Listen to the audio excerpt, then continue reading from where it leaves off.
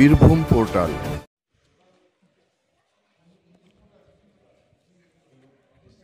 সিউড়ি শহরের একাধিক আবাসনে যৌথ অভিযান চালালো পৌরসভা, দমকল এবং পুলিশ। বোলপুরে বহুতল আবাসনে অগ্নিকাণ্ডের পর সিউড়ি প্রশাসন সতর্ক হয়ে ওঠে এবং সিউড়ি 2 নম্বর ওয়ার্ডের বিভিন্ন আবাসনে অগ্নি নির্বাপক ব্যবস্থা পরীক্ষা করা হয়। ডাংলাপাড়া এলাকায় একটি আবাসনে ত্রুটি পাওয়া গিয়েছে। কর্তৃপক্ষ জানিয়েছে, ত্রুটিগুলি দ্রুত সংশোধন না করা হলে কঠোর পদক্ষেপ নেওয়া হবে। উল্লেখ্য, কয়েকদিন আগে বোলপুরের শ্রীনিকেতন রোডে আগুন লাগায় 3 জন প্রাণ হারায়। দেরি হলেও বোলপুরের ঘটনার পর সিউড়ির এই উদ্যোগকে সাধুবাদ জানাচ্ছেন স্থানীয়রা।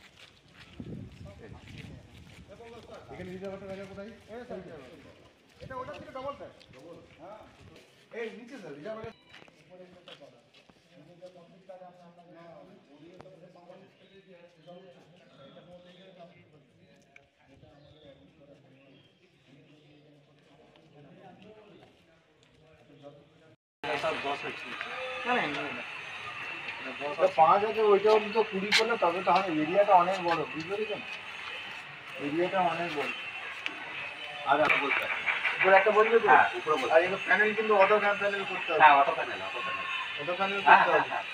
এখন তো কাজ পুরো কমপ্লিট হয়নি। আপনাদের প্যানেল নেই, তবু আপনাদের বলে দিচ্ছি এখন অটো প্যানেল করতে হবে। কারণ এই যে এগুলো বাইরে রেখে দিবি। যেটা আমি বলতে চাচ্ছি আপনারা শুনুন, এই যে স্প্রিংলারগুলো আছে, আমরা তো মালিক পক্ষ জায়গার মধ্যে সব রাত্রে ঘুমাবে। যদি কোনো কারণে নিচে গাড়ির প্রস্থানে যদি কোনো আগুন লেগে যায়, অটোমেটিক ওই স্প্রিংলারটা বাড়তে হবে। যদি ওই পাম্পটা যদি যেখান থেকে কোনো জায়গাতে যদি পাম্পটা যদি মানে অটোতে থাকে, অটোমেটিক পাম্প চালু হয়ে যাবে। জল যে কোনো জায়গায় হাইড্রেট করে দিলে অটোমেটিক ওটা চালু হয়ে যাবে। আমার কাজ মোটামুটি এরা করছে, চেষ্টা করছে যতটা 100%। কোনোটা কাজ হয়নি। যেটা কাজ হয়েছে 50-60% কাজ হয়েছে। সেটাকে 100% করা বলার জন্য আমি গাইডলাইন দিয়ে যাচ্ছি। তাতে 100% কাজ করলে কি হবে, তাহলে আমাদের মানে সেফটির দিক থেকে ভালো হবে। এখানে এখনো অবধি কী দেখলেন, কী গাফিলতি আছে? গাফিলতি এখন এরা তো এনএসি এফএসসি পায়নি, কোনো গাফিলতি এখন কিছু বলা যাবে না। এরা কাজ যখন কমপ্লিট করবে, যখন ফুল কমপ্লিট হয়ে যাবে, তখন ফাইনাল যখন ইন্সপেকশন করে ওরা যখন সার্টিফিকেট পাবে, তখন গাফিলতি বলা যাবে। এখন কোনো গাফিলতি কোনো কিছু নেই। আমরা এই নিয়ে 3টে সার্ভে করলাম, তো কিছু ত্রুটি বিচ্ছুটি আছে, তার জন্য আমরা বললাম যেন ঠিক করে নিতে।